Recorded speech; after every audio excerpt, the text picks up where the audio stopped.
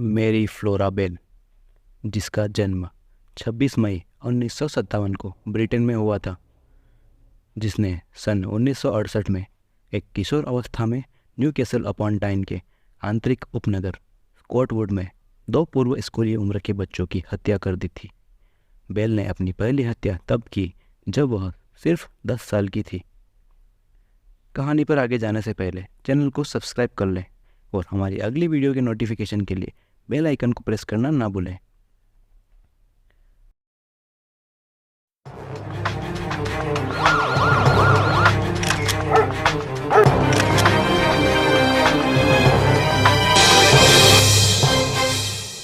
मेरी बेल की माँ, जिसका नाम एलिजाबेथ बेल था, जिसका निकनेम बेटी था, वह एक प्रसिद्ध स्थानीय सेक्स वर्कर थी जो अक्सर घर के बाहर ही रहती थी। अक्सर काम करने के लिए ग्लासगो की यात्रा करती थी और अपने बच्चों को उनके पिता की देखभाल में छोड़ देती थी। मेरी उनकी दूसरी संतान थी, जिसका जन्म तब हुआ जब एलिजाबेथ केवल 17 वर्ष की थी। मेरी के असली पिता की पहचान अज्ञात है। अपने जीवन के अधिकांश समय में मेरी का मानना था कि उसका पिता विलियम बिली बेल है, जो एक हिंसक, शराबी और आदतन अपराधी था, जिसका डकैती सहित अन्य अपराधों के लिए गिरफ्तारी रिकॉर्ड था। हालांकि जब विलियम बेल ने उसकी मां से शादी की तब वह एक बच्ची थी। मेरी उनकी एक अनवांछित बच्ची थी। उसकी चाची ईशा के अनुसार मेरी के जन्म के कुछ ही मिनटों के भीतर उसकी मां ने अस्पताल के कर्मचारियों द्वारा उसकी बेटी को अपनी बाहों में देने की कोशिश पर नाराजगी जताई थी और चिल्लाते हुए कहा था, यह चीज़ मुझसे दूर ले जाओ। मेरी बेल का घर 70 व्हाइट हाउस रोड था। एक छोटी बच्ची के रूप में मेरी को अक्सर अपनी मां के साथ अकेले रहते हुए घरेलू दुर्घटनाओं में चोटें लगती थी, जिससे उसके परिवार को विश्वास हो गया था कि उसकी मां जानबूझकर लापरवाही कर रही थी या जानबूझकर अपनी बेटी को नुकसान पहुंचाने या मारने का प्रयास कर रही थी। ऐसे मौके पर एलिजाबेथ ने अपनी बेटी मेरी को पहली मंजिल की खिड़की से गिरा दिया था और एक मौके पर उसने अपनी बेटी को नींद की गोलियां खिला दी थी। यह भी जाना जाता है कि उसने एक बार मेरी को एक मानसिक रूप से अस्थिर महिला को बेच दिया था, जो खुद के बच्चे पैदा करने में असमर्थ थी। जिसके बाद उसकी बड़ी बहन कैथरीन ने मेरी को इस व्यक्ति से वापस लिया और उसे एलिजाबेथ को सौंप दिया। एक बार तो एलिजाबेथ पर यह भी आरोप लगा था कि उसने अपने कई क्लाइंट को मेरी के साथ यौन शोषण करने की अनुमति देना भी शुरू कर दिया था। 1960 के दशक में न्यूकैसल अपॉन टाइन ने एक शहरी नवीनीकरण परियोजना शुरू की गई। शहर के कई आंतरिक नगरों में विक्टोरियन युग की सीढ़ीदार झुग्गियों या झोपड़ियों को ध्वस्त कर दिया था, ताकि नए तरीके से घरों और फ्लैटों का निर्माण किया जा सके। स्थानीय बच्चे अक्सर पास के टूटे हुए घरों में या उसके आसपास खेला करते थे, जो एक रेलवे लाइन के करीब स्थित था, जिसे स्थानीय बच्चे टीन लिजी के नाम से जानते थे। टीन लिजी के पास जो सड़क थी वह सेंट मार्गरेट रोड थी। 25 मई 1968 को अपने 11वें जन्मदिन के एक दिन पहले बेल ने सेंट मार्गरेट रोड पर स्थित एक बिल्डिंग, जो अभी पूरी तरह बनी भी नहीं थी, उसके ऊपरी मंजिल के बेडरूम में एक 4 वर्षीय मार्टिन ब्राउन नामक बच्चे का गला घोंटकर हत्या कर दी थी। माना जा रहा था कि उसने अकेले ही यह अपराध किया था। मार्टिन ब्राउन के शव को 3 बच्चों ने लगभग 3:30 बजे खोजा। वह अपनी पीठ के बल लेटा हुआ था और उसके हाथ उसके सिर के ऊपर फैले हुए थे। उसके मुंह के आसपास खून के छींटों और झाग के अलावा उसके शरीर पर हिंसा का कोई निशान नहीं था।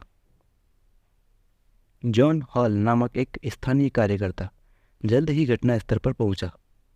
उन्होंने सीपीआर करने का प्रयास किया, लेकिन कोई फायदा नहीं हुआ। जैसे ही हॉल ने सीपीआर का प्रयास किया, 2 स्थानीय लड़कियां 10 वर्षीय मेरी बेल और उसकी 13 वर्षीय दोस्त और पड़ोसी नॉर्मा बेल बेडरूम के दरवाजे पर दिखाई दी। उन दोनों को तुरंत वहां से बाहर निकाल दिया गया। तो उन दोनों लड़कियों ने मार्टिन की चाची रीटा फिनेले का दरवाज़ा खटखटाया और उन्हें सूचित किया और कहा कि आपकी बहन के एक छोटे बेटे का हाल ही में एक्सीडेंट हो गया। हमें लगता है कि यह मार्टिन है, लेकिन हम बता नहीं सकते क्योंकि उसके चारों ओर खून लगा हुआ है। अगले दिन डॉक्टर बर्नार्ड नाइट ने मार्टिन ब्राउन के शरीर का पोस्टमार्टम किया। नाइट को बच्चे के शरीर पर हिंसा का कोई भी निशान नहीं मिला और इस तरह वह बच्चे की मौत का कारण निर्धारित करने में असमर्थ था। हालांकि वह जांचकर्ताओं के इस बात को खारिज करने में तो सक्षम थे कि बच्चे की मौत गोलियां खाने या जहर देने से हुई थी। मेरी के 11वें जन्मदिन 26 मई को मेरी और नॉर्मा पास के वुडलैंड क्रिसेंट में एक नर्सरी में घुस गए और तोड़फोड़ की। दोनों ने स्लेट की छत से टाइलें हटाकर परिसर में एंटर किया और भागने से पहले उन्होंने किताबें फाड़ दी, डेस्क उलट दिए और दीवारों पर स्याही और पोस्टर पेंट चिपका दिए। अगले दिन कर्मचारियों को तोड़फोड़ का पता चला। उन्होंने तुरंत पुलिस को सूचित किया। वहाँ पर 4 अलग अलग नोट भी मिले जिसमें मार्टिन ब्राउन की हत्या की जिम्मेदारी ली गई थी। इनमें से एक नोट में लिखा था, मैं एसओ की हत्या करता हूँ ताकि मैं वापस आ सकूँ। एक अन्य में लिखा था कि हमने तुम्हारे कमीने मार्टिन ब्राउन की हत्या कर दी। तीसरे नोट में बस इतना लिखा था, फक ऑफ वी मर्डर। फैनी और फगोट से सावधान रहें। पुलिस ने इस घटना को बेस्वाद और बचकानी शरारत बताकर खारिज कर दिया। 2 दिन बाद 29 मई को मार्टिन ब्राउन के अंतिम संस्कार से कुछ समय पहले दोनों लड़कियों ने उसकी मां जून को फ़ोन किया और अपने बेटे को देखने के लिए कहा। जब जून ब्राउन ने उत्तर दिया कि वे उसके बेटे को नहीं देख सकते क्योंकि वह मर चुका है, तो मैरी ने उत्तर दिया, ओह मुझे पता है कि वह मर चुका है, मैं उसे उसके ताबूत में देखना चाहती हूँ। ऐसे ही समय बीत गया और 2 महीने बाद 31 जुलाई 1968 की दोपहर ब्रायन होवे नाम के 3 वर्षीय मासूम बच्चे को उसके माता पिता ने आखिरी बार अपने घर के बाहर सड़क पर अपने एक भाई बहन, पारिवारिक कुत्ते और मैरी बेल और नॉर्मा बेल के साथ खेलते हुए देखा था। जब वह दोपहर बाद घर नहीं लौटा तो चिंतित रिश्तेदारों और पड़ोसियों ने सड़कों पर खोजबीन की, लेकिन सफलता नहीं मिली। रात 11:10 पर एक खोजी दल को टीन लीजी पर 2 बड़े कंक्रीट ब्लॉकों के बीच ब्रायन का शव मिला। शव को छुपाने का जानबूझकर लेकिन कमज़ोर प्रयास किया गया था, जो घास और खरपतवार के ढेर में ढका हुआ था। बच्चे के होठों पर साइनोसिस स्पष्ट था और उसकी गर्दन पर कई चोटें और खरोंचें स्पष्ट थी। उसके पैरों के पास एक टूटी हुई कैंची पड़ी मिली। ब्रायन की मौत गला घोटने से हुई थी और उसके शरीर की खोज के 3.5 घंटे पहले तक ही उसकी मौत हो चुकी थी। हत्यारे ने स्पष्ट रूप से एक हाथ से ब्रायन की नाक बंद कर दी और दूसरे हाथ से उसका गला दबा दिया था। मृत्यु के पहले बच्चे के पैरों में कई घाव किए गए थे। उसके सिर से बालों के कुछ हिस्से काट दिए गए थे। उसके प्राइवेट पार्ट को थोड़ा थोड़ा काटा गया था और एक एम के आकार को उसके पेट पर गोदने का एक भद्दा प्रयास किया गया था। बच्चे की हत्या के लिए अपेक्षाकृत कम मात्रा में बल का प्रयोग किया गया, जिससे कोरोनर इस नतीजे पर पहुंचा कि हत्यारा कोई और बच्चा था। ब्रायन के कपड़ों और जूतों पर कई भूरे और मैरून रंग के रेशे पाए गए। ये रेशे होवे परिवार के किसी भी कपड़े से प्राप्त नहीं हुए थे। इसका मतलब यह था कि यह रेशे उस बच्चे के हत्यारों के कपड़े से थे। ब्रायन होवे के शव की खोज से बड़े पैमाने पर तलाशी अभियान शुरू हो गया। पूरे नॉर्थम्बरलैंड से 100 से अधिक जासूसों को जांच का काम सौंपा गया था और 2 अगस्त तक 1200 से अधिक बच्चों से उनके ठिकाने के संबंध में पूछताछ की गई थी। 1 अगस्त को जासूसों द्वारा जिन 2 बच्चों से पूछताछ की गई वे मैरी बेल और नॉर्मा बेल थे, जिन्हें गवाहों ने जांचकर्ताओं को सूचित किया था।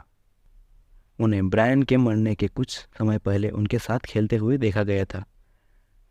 अपने प्रारंभिक इंटरव्यू में नॉर्मा उत्साहित लग रही थी, जबकि मेरी स्पष्ट रूप से अधिक चौकस और शांत थी।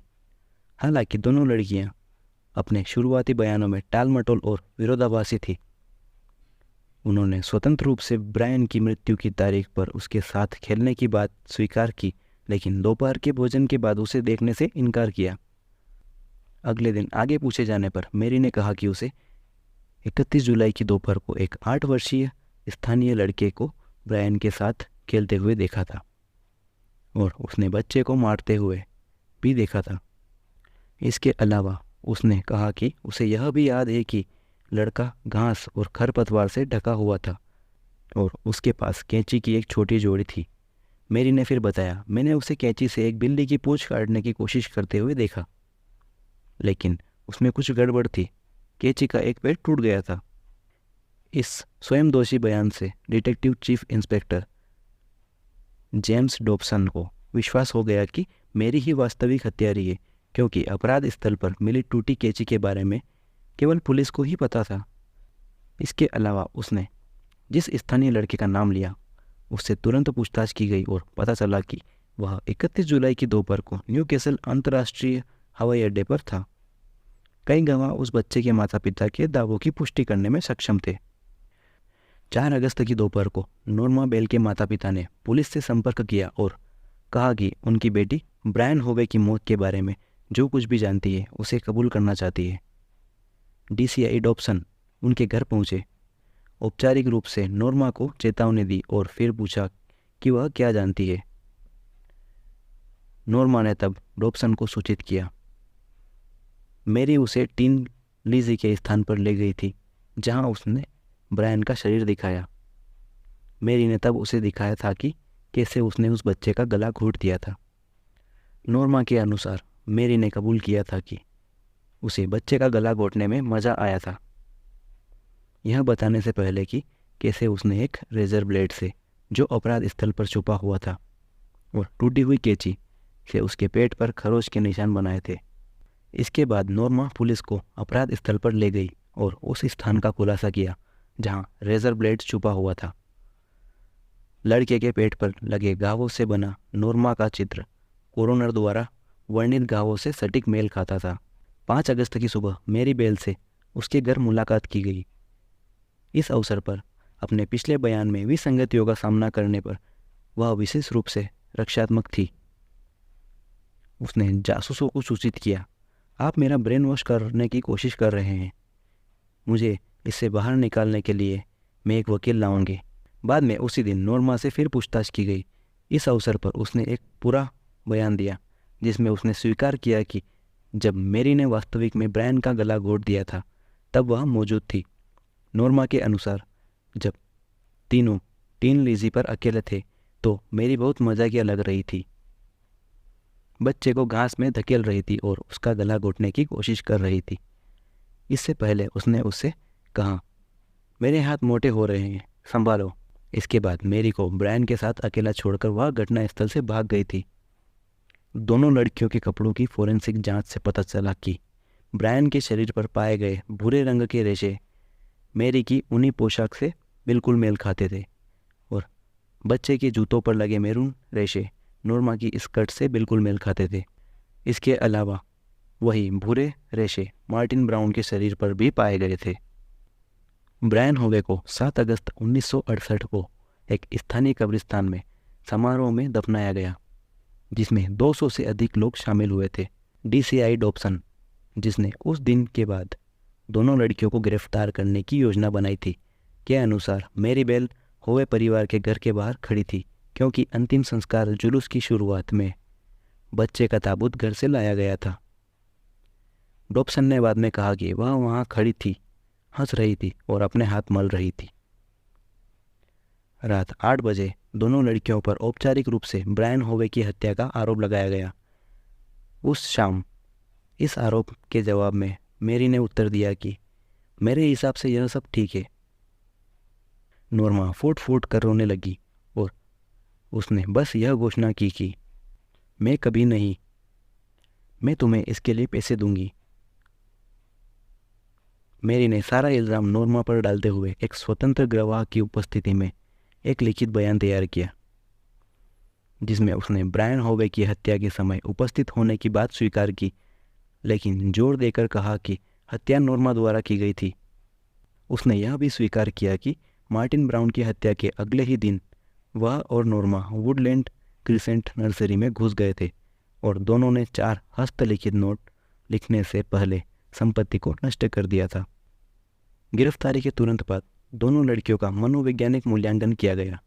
इन परीक्षणों के नतीजों से पता चला कि नॉर्मा बौद्धिक रूप से विलंबित थी और एक विनम्र चरित्र की थी जो आसानी से भावनाओं को प्रदर्शित करती थी, जबकि मेरी एक उज्ज्वल लेकिन चालाक चरित्र की थी जो अचानक से मूड बदलने वाली थी और कभी कभी मेरी बात करने को तैयार नहीं रहती थी। हालांकि वह तेजी से उदास, आत्मनिरीक्षण करने वाली और रक्षात्मक स्वभाव की हो गई। मेरी की जांच करने वाले 4 मनोचिकित्सकों ने निष्कर्ष निकाला था कि वह मानसिक विकार से पीड़ित नहीं थी, लेकिन वह एक मनोरोगी व्यक्तित्व विकार से पीड़ित थी। मुकदमा 9 दिनों तक चला और 17 दिसंबर को जूरी अपने फैसले पर विचार करने के लिए सेवानिवृत्त हो गई और अपने फैसले पर पहुंचने से पहले 3 घंटे और 25 मिनट तक विचार विमर्श करती रही।